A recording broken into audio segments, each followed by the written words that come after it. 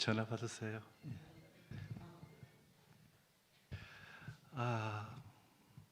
식사들 맛있게 하셨습니까? 예. 이게 인간적인 육체로서는 이 시간이 좀 힘든 시간이에요. 내 의지와 상관없이 잠이 오는 그런 시간인데 오늘 이 시간을 잘 이겨내서 은혜로운 시간이 되기를 바랍니다. 제가 이길영 목사님 위임하실 때에 교회에 와서 같이 예배를 드렸고요. 그리고 작년인가 세미나스 때 한번 왔었고 오늘 세 번째입니다. 그래서 봉산교회 올 때마다 영광고등학교를 찾으면 쉽다라는 생각을 가지고 있었고 또 교회에 이렇게 외관이라든지 들어왔을 때 뵈면은 참 교회가 이쁘다, 좋은 교회 같다라는 생각이 듭니다. 제가 보는 그런 관점이고요. 여기서 신앙생활 하시는 봉산교회 성도님들은 교회가 마음에 드십니까? 예, 좋은 교회라고 생각하세요? 예, 좋은 교회의 특징이 있는데 좋은 교회는요 하나님을 자랑하는 교회입니다. 예, 대답을 해야 돼. 왜냐하면 하나님이 우리를 사랑하신다는 것을 교회를 통해서 깨닫기 때문이거든요. 그래서 교회를 바라보고 생각만 해도 좋아요. 그래서 교회를 자랑하는 교회가 정말 좋은 교회예요. 그 두 번째는 어떤 교회가 좋은 교회냐면은 교회가 교회를 자랑하는 교회. 어떤 분들을 만나면은 자기 교회임에도 불구하고 굉장히 거칠게 표현하시는, 못마땅해 하시고 원망이 막 나오시는 분들을 가끔 보게 되면은 어떻게 자기 교회를 저렇게 생각할까 하는 생각이 드는데 봉산교회 성도님들은 어디 가나 봉산교회를 자랑하는 귀한 성도님들이 되실 줄로 믿습니다. 그러면 그 교회를 책임지고 주님 앞에 무릎 꿇고 기도하시는 우리 목사님을 자랑하게 돼요. 우리나라에서 가장 설교를 잘하시는 목사님이 누구세요? 그렇죠, 이길영 목사님이에요. 왜 그러냐면은 여러분들의 개개인의 사정과 교회의 형편을 가장 잘 봉산교회를 이해하고 그것을 놓고 매일 기도하시는 분이기 때문에 그래요. 이천수 목사님이라든지 유명한 이렇게 우리 유튜브라든지 TV에 나오는 그런 목사님 설교 잘하지요. 그런데 봉산교회에 데려다 놓으면은 그분 설교는 그냥 한편의 그냥 간식에 불과해요. 음식으로 치면. 근데 정말 봉산교회에 영양가 있고 필요한 말씀을 일주일 내내 준비해서 여러분에게 공급하시는 목사님, 그리고 가장 여러분께서 의지하고 또 여러분에게 은혜를 끼치기 위해서 노력하시는 목사님을 자랑한다면은 봉산교회는 건강한 교회인 줄로 믿습니다. 건강한 교회는 또요 각자의 맡은 자기 역할을 잘 감당하는 교회예요. 미루지 않고 약한 자를 돕고 힘 있는 자의 말에 굴종하기보다는 옳지 못한 것을 기도하고 합력해서 선을 이루는 것. 그래서 각 부서의 활동들이 활발하게 잘 일어나고 서로가 서로에게 힘이 된다면 얼마나 멋있는 교회일까. 오늘은 청년부 헌신 예배로 우리가 예배를 드리게 됩니다. 그래서 오늘 이 시대에 청년부가 없는 교회가 많아요. 그런데 우리 봉산교회는 이렇게 귀한 청년분들이 계신다는 게 하나님의 은혜인 줄로 믿습니다. 아까 제가 대충 세어보니까 12분 같은데 맞아요? 네, 12제자처럼 교회에 꼭 필요한 인재가 된다면 우리 봉산교회가 말할 수 없는 은혜의 길로 갈 줄로 믿습니다. 그래서 오늘 헌신예배, 청년부 헌신예배, 우리 청년이 나이가 청년이라서 청년인 분들도 계시지만 요즘의 청년은 몇 살이 청년이죠? 65세. 예. 우리가 75세 되신 분이 노인정을 안 가세요. 경로당을 왜 안 가시냐 그러니까 가면은 형들이 자꾸 심부름 시킨다고. 그런 시대예요. 그래서 65세까지는 내가 청년이다. 오늘 청년 헌신 예배 청년 1부가 되고요. 65세까지는 청년 2부가 된다는 마음을 갖고 오늘 말씀을 같이 나눴으면 좋겠습니다. 오늘 말씀은 다른 어떤 성경의 여러 말씀 가운데에서 좀 우리가 이해하기 힘든 부분이 성경 66권 중에서 다니엘서 8장, 7장 이후에 요한계시록, 그리고 구약의 앞부분에 있는 모세 오경 중에 세 번째 책, 이 레위기가 좀 이해하기 힘들다 그러는데, 사실 이 레위기를 잘 보게 되면은 성경 전체를 이렇게 관통할 수 있는 힘을 기를 수가 있습니다. 어려워서 어려운 것이 아니라 낯설어서 어려운 것이거든요. 그래서 오늘 소재에 대해서 좀 알고, 이 소재가 얼마나 귀한 것인지, 우리가 어떤 삶을 살아야 되고, 소재 같은 삶을 살기 위해서 우리가 어떻게 될 것인가 같이 말씀을 나누고자 합니다. 이 소재물은 자기의 형편에 따라서 하나님께 드리는 거예요. 어떻게 드리느냐면 자발적으로 드려요. 그리고 자원하에 드려요. 그러면 안 드려도 되겠네? 아니에요. 의무적으로 드리긴 드려야 돼요. 이것이 소재물인데, 우리 청년부가 소재와 같은 삶을 담기 위해서 어떻게 해야 될 것인가? 오늘 말씀은 일단 본문 말씀을 한번, 본문이 무엇을 얘기하는지 한번 본문의 말씀을 듣고, 그런 다음에 이 말씀이 예수님의 삶과는 어떻게 연결되는가? 그것을 같이 한번 살펴보고자 합니다. 그리고 우리 삶 속에 이 말씀이 어떻게 적용되는가, 이 세 단계로 하나 둘씩 살펴보고자 하는데, 만약에 구약을 읽을 때에, 구약을 말씀을 보거나 듣거나 할 때에 예수 그리스도가 빠지면은 우린 유대교가 돼요. 그렇기 때문에 구약의 말씀은 철저하게 누구로 가져가야 되냐면 예수님께로 가져가서 예수님의 빛의 조명 아래에서 봐야지만이 구약은 온전하게 우리가 이해되는 것이요, 은혜되는 것이요, 올바르게 우리의 성경을 바라보게 되는 것입니다.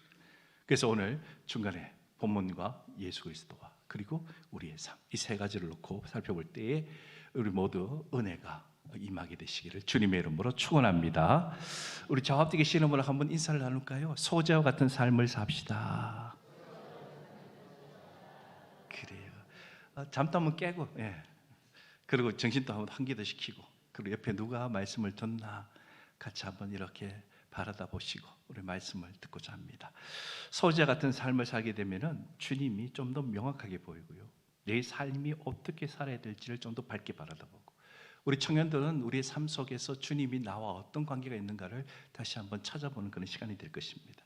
그러면 소재는 어떤 제사일까? 제사 일종인데 번제와 하목제와 함께 드리는 것을 소제라고 얘기를 합니다. 소제에 대해서 우리가 레위기 1장부터 쭉 봐야 되는데 우리가 잘라서 11절부터 이렇게 말씀을 봤어요. 근데 전체로 이렇게 통으로 쭉 같이 보는 게 좋을 것 같아요. 1절 말씀 보게 되면은 소재를 간단하게 어떻게 소개하냐면 고운 가루다, 샬라, 히브리어는 샬라라고 표현하는데 고운 가루다라고 얘기를 합니다. 이 고운 가루가 소재물이 되는 데는 5가지의 단계가 필요합니다. 첫 번째는 곡식을 곱게 빻아야 돼요. 첫 번째. 두 번째는 빻은 곡식을 어떻게 하냐면 체에다가 이렇게 잘 흔들어서 쳐야 돼요. 세 번째는 흔들어서 그렇게 채로 받쳐서 나온 것이 고운 입자를 걸러내는 과정. 네 번째로는 그 위에 뭘 붓느냐면 기름을 부어요. 그러고 난 다음에 어디에 올려다 놓느냐?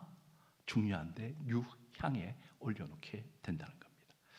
유향이 어떤 것이냐면 감람나무과에 속하는 거예요. 감람나무, 요즘에 올리브유라고 많이 얘기를 하잖아요. 올리브 나무예요.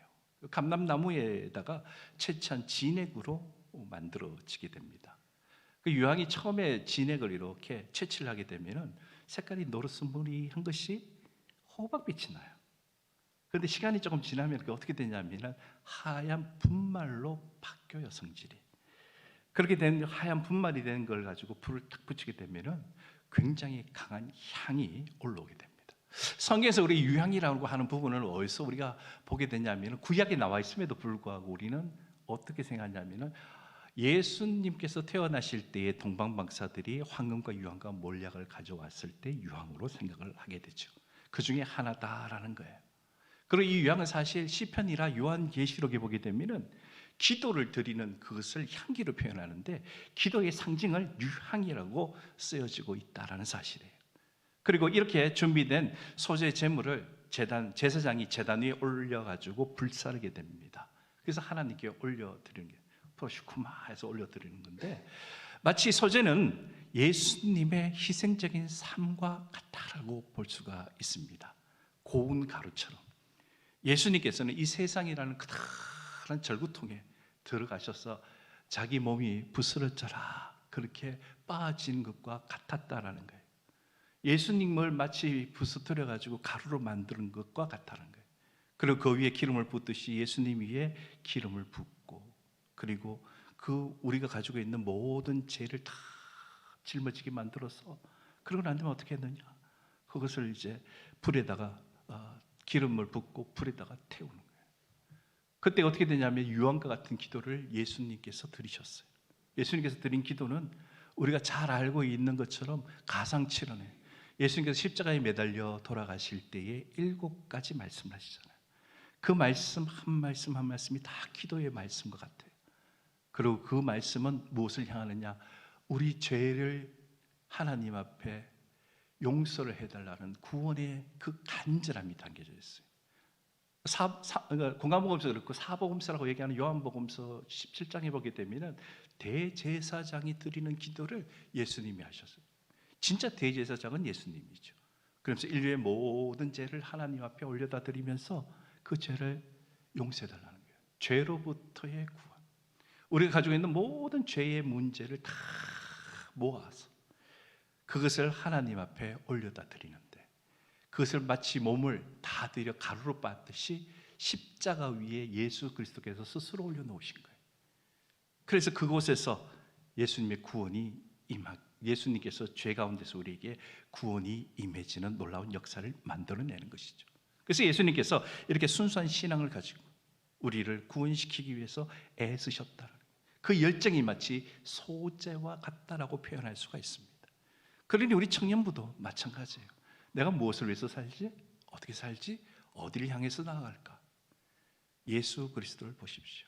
자기를 다 드리는 그 모습, 자기의 본 모습을 가지고 있었음에도 불구하고, 하나님의 아들이셨음에도 불구하고, 성자 하나님에도 불구하고 그것을 다 내어주실 수 있었던 분, 그리고 자기를 분쇄되고 다 가루로 빠지는 그 과정을 고통스럽게 겪으면서도 그 가운데에서 불로 태워지는 유황과 같은 그러한 헌신을 보여주셨던 모습.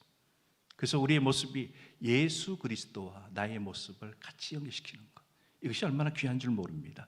그래서 우리 청년부들도 예수님의 본을 받고 교회를 위해 헌신되고 자기 자신이 빠지는 가루와 같이 되는 귀한 일들이 일어나면 참 좋겠습니다.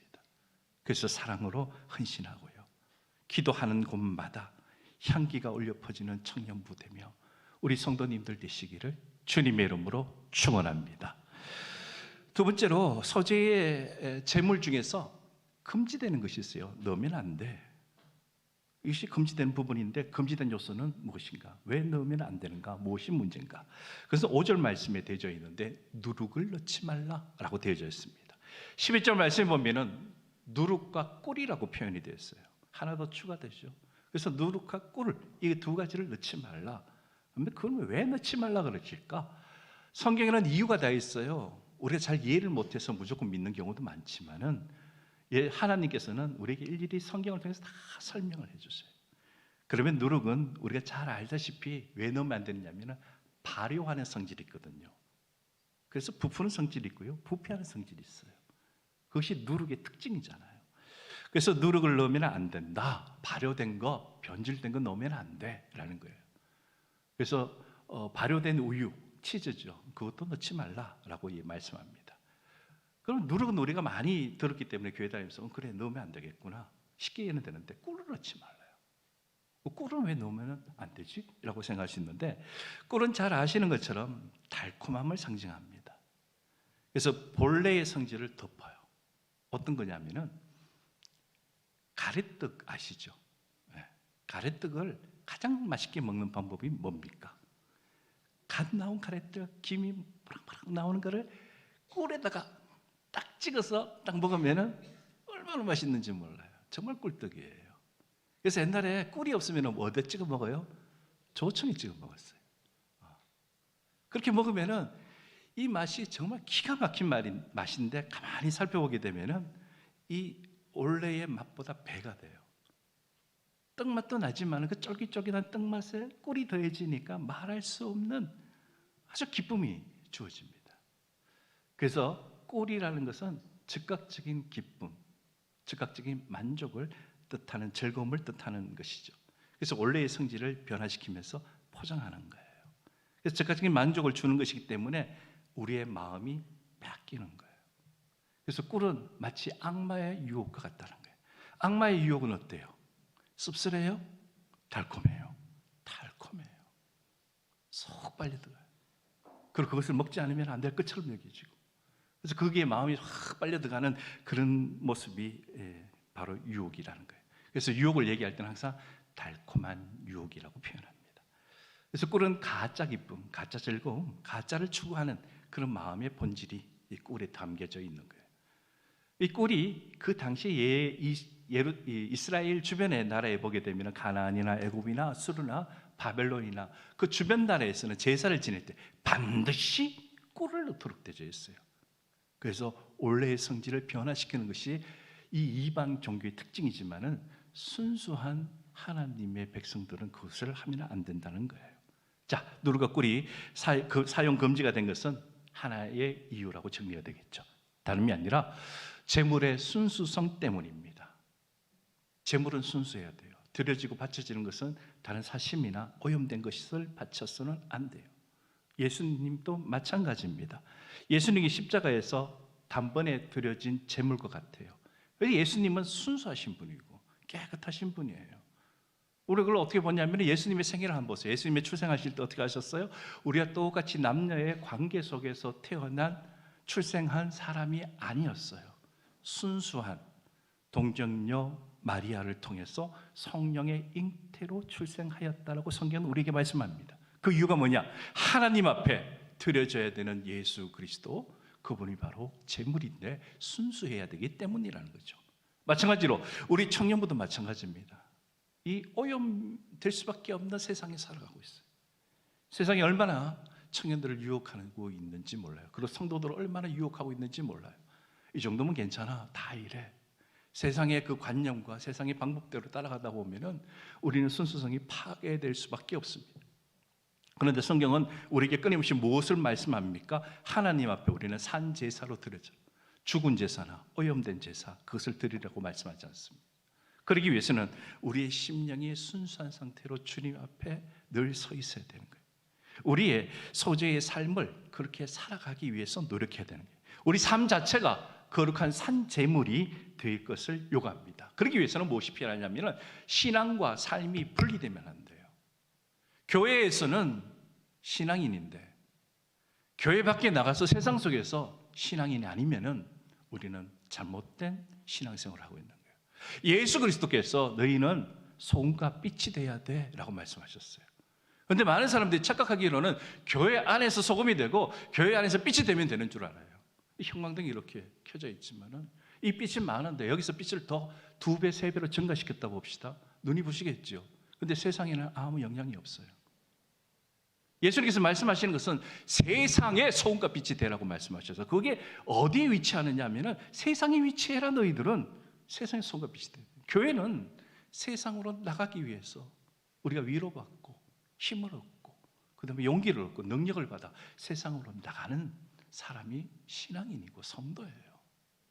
그리고 교회에 와서 우리가 다시 한번 세상 가운데 고통받고 아팠던 모든 것 주님 앞에서 해결하고 새 힘을 얻고, 그리고 우리가 무엇을 할까, 어떻게 살 것인가 말씀을 통해서 다시 한번 결단하는 거예요.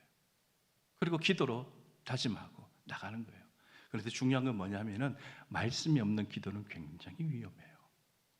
신비주의로 가거나 자기 욕심을 채우는 이기주의로 갈 경우가 많아요. 들은 말씀을 듣고 그것을 결단하는 것이 바로 기도예요. 그래서 말씀이 없는 기도는 위험하다는 거예요. 그래서 말씀을 듣고 그 말씀 붙잡고 기도하는 거예요. 그리고 교회를 위해서 기도할 때 어떻게 기도하느냐?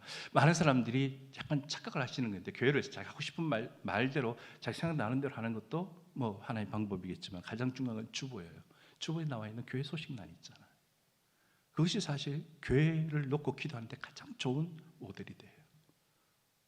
그러면 그 주보의 교회 소식란에 나와 있는 그걸 가지고 우리 교회를 위해서 기도하면 실질적이고 중언부언하지 않고 엉뚱한 소리 하지 않고 교회를 위해서 온전히 기도하시는 거예요. 근데 그 앞에 전제가 되는 게 뭐예요?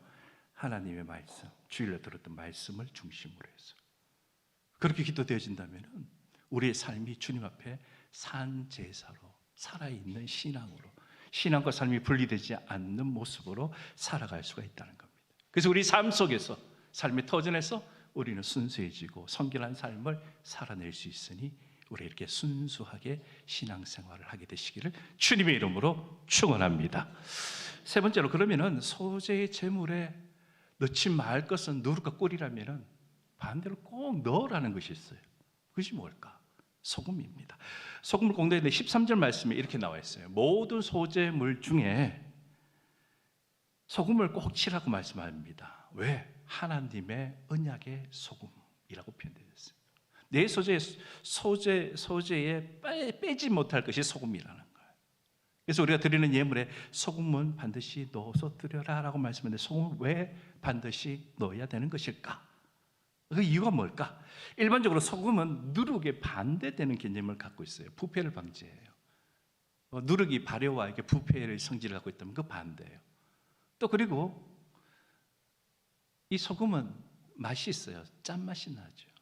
그래서 우리가 음식을 만들 때에 무엇으로 간을 하느냐 하면 소금으로 간해요. 나물을 무칠 때에도 소금으로, 국을 할 때에도 소금으로, 소금을 이제 가지고 우리가 음식에 맛을 내요. 그래서 소금이 많이 들어가면 짜지요. 너무 짜도 안 되고 너무 싱거워도 안 되고 적당하게 소금으로 그 간을 맞춰내지 않습니까? 맛을 보존한다는 거예요. 그래서 소금과 같은 것은 우리에게는 굉장히 중요한 의미가 있습니다. 뿐만 아니라 소금을 한번 생각해 보세요. 소금을 물에 넣으면은 소금의 형태가 어떻게 됩니까? 천일염 같은 거를, 굵은 소금을 넣으면은, 물에 넣으면은 조금 시간이 지나면은 녹아서 없어져요. 그리고 없어졌지만은 짠맛이 나요. 눈에 보이지 않을 뿐 소금은 그대로 존재한다는 것을 우리가 알 수 있어요. 근데 물이 다시 증발되고 마르게 되면은 보이지 않던 소금이 다시 소금이 돼요. 소금은 오래 지나도 변하지 않는 그런 특징과 기질을 가지고 있다는 것을 우리는 압니다. 그래서 고대 사회에서는 소금을 매우 가치 높은 것으로 쳐요. 소금 때문에 전쟁을 하잖아요. 금 중에서 가장 작은 금이다 해서 소금이라고 얘기하는 사람도 있어요. 그만큼 소금은 굉장히 중요합니다. 그런데 이 소금은 고대 근동 지방에 있었을 때에 계약을 체결할 때, 언약을 체결할 때, 어떤 약속을 할 때에 소금을 갖다 놓고 합니다. 소금에 절인 음식 있죠. 우리 장아찌 같은 것들, 그런 것들을 서로 나눠 먹으면서 우리가 소금같이 변하지 말자는 거예요. 그 소금에 절인 음식이 없으면 소금을 서로 나눠 먹으면서 약속을 하는 거예요. 소금은 정결을 얘기하는 것이고 불변을 상징하기 때문입니다. 만약에 이 약속을 어기면은 전쟁을 하게 되고 죽고 죽이는 일이 벌어져요. 그래서 소금 언약이다라고 얘기를 합니다. 그렇습니다. 우리 주님께서도 우리에게 어떤 분이시냐면 소금 같은 분이에요. 소금 언약이 육신이 되어서 이 땅에 오신 분이 바로 예수 그리스도다라는 겁니다. 그래서 죄악으로 썩어져가는 이 세상에 소금 같은 존재가 바로 예수님이에요. 그리고 우리 심령에 소금을 주시는 분입니다. 우리 주님께서는 물에 녹은 소금처럼 육신으로는 우리 눈에 보이지는 않을 때가 있어요. 그런데 세상 속에서 우리 삶 속에 녹아져 있어요. 짠맛은 나요. 그렇기 때문에 주님께서 우리의 소금 같은 존재로 계시면서 오늘 또 우리를 구원하시는 분이라.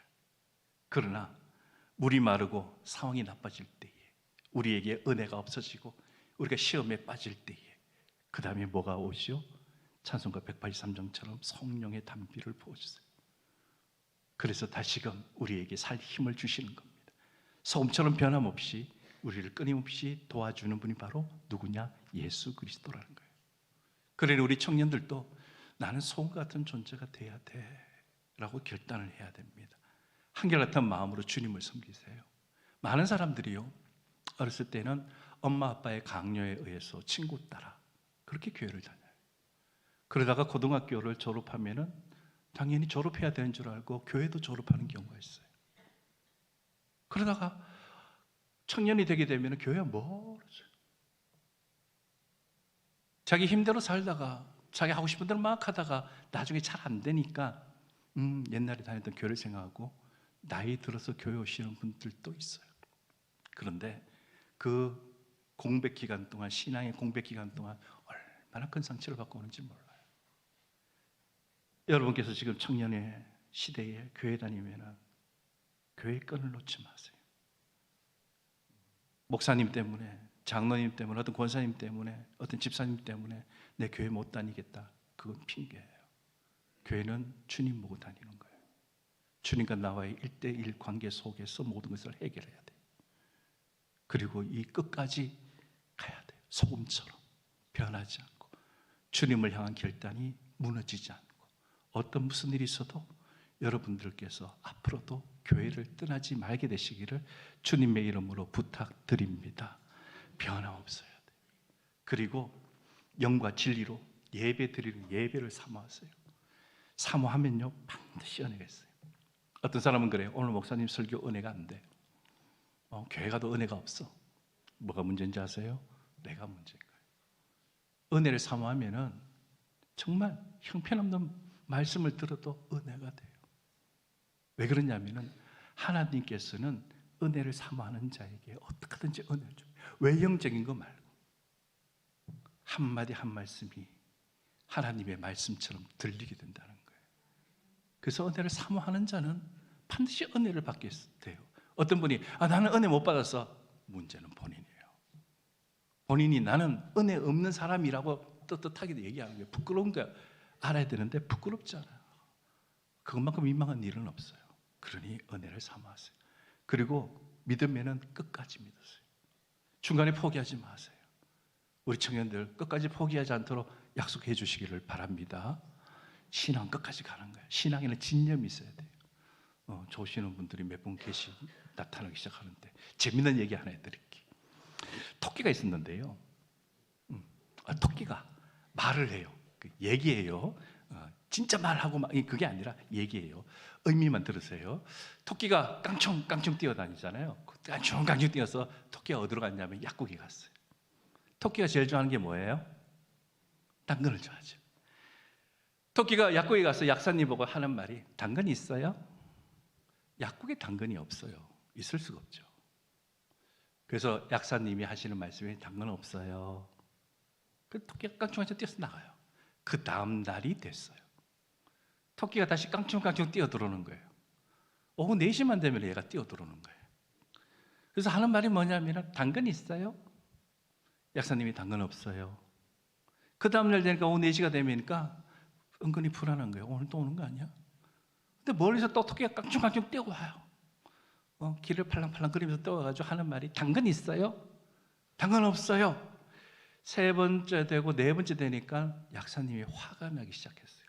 오늘 또 올라나. 그 시간에 되니까 좀 불안하기 시작하는데 역시 당근 찾으려고 또 토끼가 뛰어오는 거예요. 와가지고 약사보고 하는 말씀이 당근 있어요? 약사님이 화가 많이 났어요. 당근 없어! 쫓아보냈어요. 다시 오지 마. 그 다음날 오후 4시가 됐는데 토끼가 왔게 안 할게요? 왔어요. 깡충깡충 천진난만하게 막 뛰어들어오면서 약사님 뭐 하는 말이 당근 있어요? 약사님이 머리가 끝까지 화가 났어요. 그래서 아주 험악하게 말을 했어요. 당근 없다. 너 한 번만 더 와서 여기 당근 찾으면은 가위를 딱 보여주면서 가위로 너 귀 잘라버릴 거야. 협박을 했어요. 토끼가 예 하고 갔어요. 그 다음날 오후 4시 다 되면 3시 50분부터 약사님이 불안해지기 시작하니까 오늘 또 오는 거 아니야. 4시쯤 되었을 때에 토끼가 또 뛰어오는 거예요. 또 뛰어와 깡충하게 뛰어와서 약사님 보고 뭐라고 물을게요? 뭐라고 물었냐면 가위 있어요? 약사님이 가위 없어. 그러니까 토끼가 하는 말이 당근 있어요? 결국 약사님이 그 다음날 당근을 줬다라는 얘기예요. 무슨 얘기냐면 진념을 가지세요. 신앙생활 했어요. 어떤 분은 그래요. 나 이거 목표예요. 취직돼야 돼요. 합격돼야 돼요. 결혼해야 돼요. 그러면서 새벽 기도를 나오셨어요. 새벽 기도 나왔는데 원하는 대로 되지 않았어요. 크게 실망하고 40일 작전 기도까지 했는데 그러고 떠나갔어요. 그걸 보면서 얼마나 가슴이 아프고 안타까운지. 신앙은요 끝까지 가는 거예요. 그리고 내 요구를 들어주기 위해서, 아까도 말씀드렸듯이 기도라는 것은 하나님의 뜻을 구하는 거예요. 예수님께서 십자가를 지시기 전에 겟세마네 동산에서 기도하실 때에 내 뜻대로 해주세요 떼쓰지 않았어요. 내 뜻은 이렇습니다 라고 얘기했어요. 이 잔을, 이 죽음의 잔을 지나가게 해주세요. 이게 내 뜻입니다. 그런데 하나님의 뜻대로 하세요. 내 뜻은 있지만은 하나님 뜻은 내가 맞추겠다는 것이 기도예요. 기도는 굉장히 어려워요, 사실. 붕어빵을 생각해 보십시오. 겨울에 붕어빵을 이렇게 사서 잡수신 분이, 혹시 모르시는 분이 없진 않겠죠. 붕어빵을 만들 때에 틀이 있어요. 밀가루 반죽을 부어요. 주전자 같은 데다가. 그러고 난 다음에 팥을 이렇게 넣어요.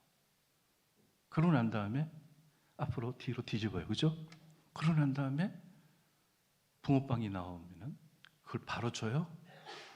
아니에요. 가생이 이렇게 묻은 걸 다 털잖아요. 그래서 온전한 모습으로 된 붕어빵을 내줘요. 우리 신앙이 그래요. 붕어빵 같아요. 어떤 부분은 내가 부족해서 채워야 되는, 억지로 내 한계를 넘어서 채워야 되는 부분이 있어요. 또 어떤 부분은요, 내게 넘치는 부분이 있어요. 깎아내야 되는 거.